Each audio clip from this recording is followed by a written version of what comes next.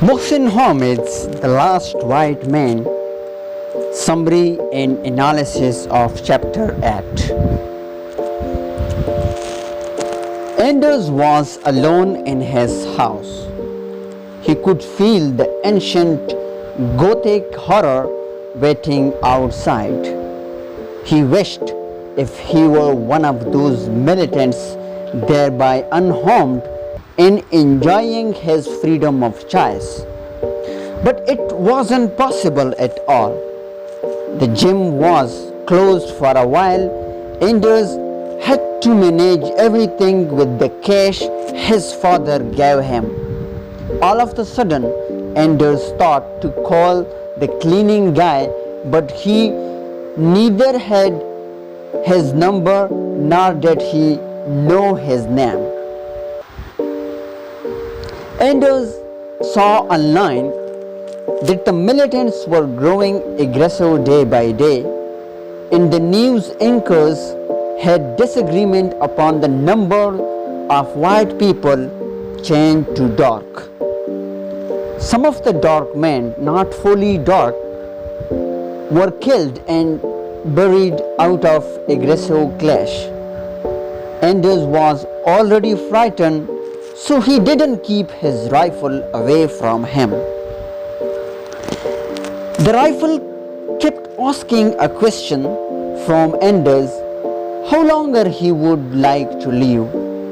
And Anders thought that there was no point of living because his mother died and his father was going to die soon.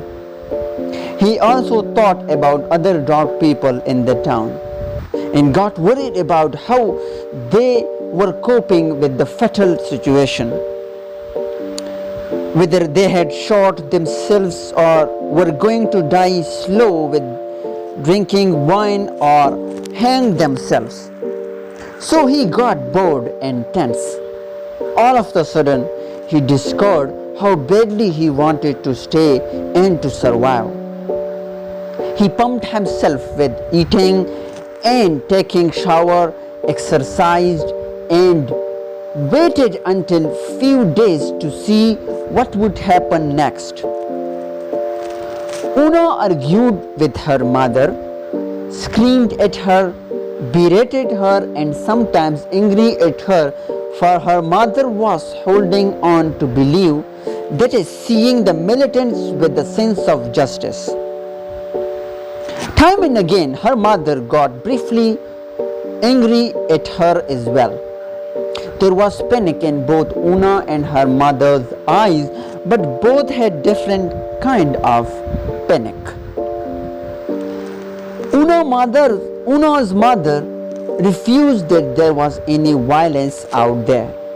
If there was any violence, it was just because of paid aggressive people who were not only killing the dark people but also pale or light-skinned people. In addition, her mother told Una that her kind of people, means white people, could not participate in the pandemic of color change eradicating white people.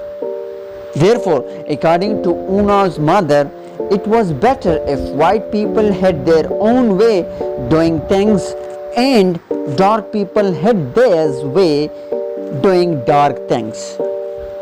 However, Una couldn't dispute her mother, for Una thought her mother might knew more than her. Nevertheless, she knew that her mother was morally correct, not right, that her mother was morally not right, but her mother's standpoint was valid and at the same time questionable as well. Una felt even more bereft. After heated debate with her mother, at that point Una missed her father. Her father was cool and a reliable man who would have handled the situation clearly. If her father were alive, Una and her mother wouldn't come to that point, to that opposing points. But her father was once of the biased opinion about color of people's skin. Nevertheless, he was not a saint like his wife, Miss Una's mother, and life hadn't pushed him to any extreme. Moreover, Una also missed her brother, who would have supported her against her mother even if she was wrong. But no one was there, so it was all up to her.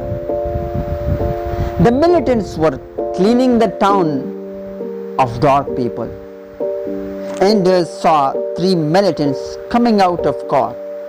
To his surprise, the militants were acquainted to him. He himself opened the door and faced them bravely. The 3 known militants were looking at Anders with contempt and enthusiasm, as if Anders was a bandit who had come to rob them. But they were confident in themselves and didn't want Anders or anyone else to rob them further.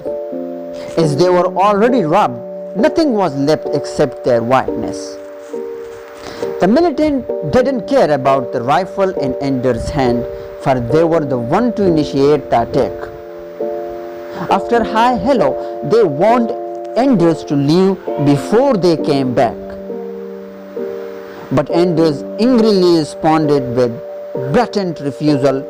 After finding that magnitude of bravery in himself, Anders got super relief in himself. Analysis.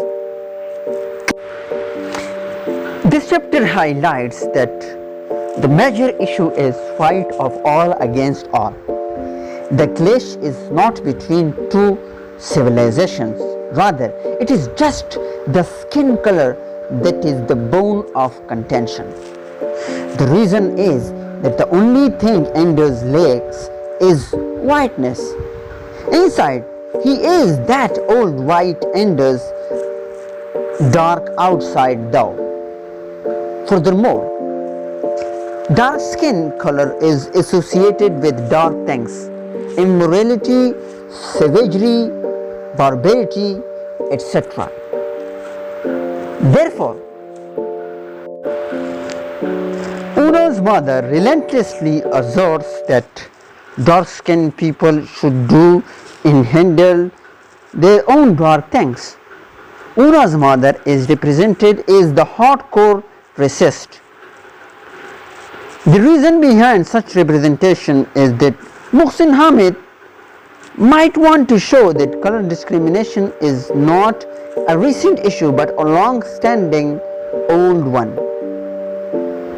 If it is not about clash of skin color, why would those people whom Anders knows hate Anders? The 3 men who are Anders' acquaintance warn him even though they know that it is the pandemic of changeling. It has been imprinted in the mind of white people that dark skin defines nothing other than being inhuman, thus immoral. Therefore, dark people, white before, short, hang, slowly kill themselves with wine without a second thought. Now it's a new topic that can be explored in light of the theory that supports the argument of clash of skin color unlike clash of civilization. It's a very first step leading to clash of civilizations.